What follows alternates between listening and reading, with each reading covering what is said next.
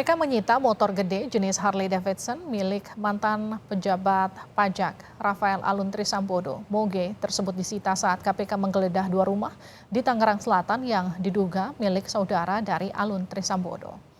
Ada 1 unit moge Harley Davidson disita KPK saat menggeledah 2 rumah di Tangerang Selatan, Banten yang diduga milik tersangka kasus gratifikasi dan tindak pidana pencucian uang Rafael Alun. Dalam penggeledahan tersebut, penyidik KPK juga menyita sejumlah dokumen. Sebelumnya KPK menyita 1 unit moge jenis Triumph, 2 unit mobil, serta 3 unit rumah yang diduga milik Rafael Alun.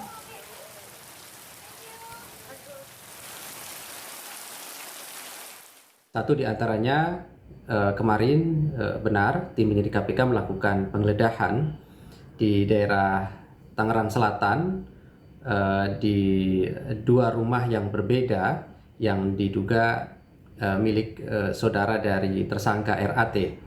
Dari penggeledahan dimaksud, tim penyidik KPK menemukan dokumen dan juga 1 unit motor gede merek HD.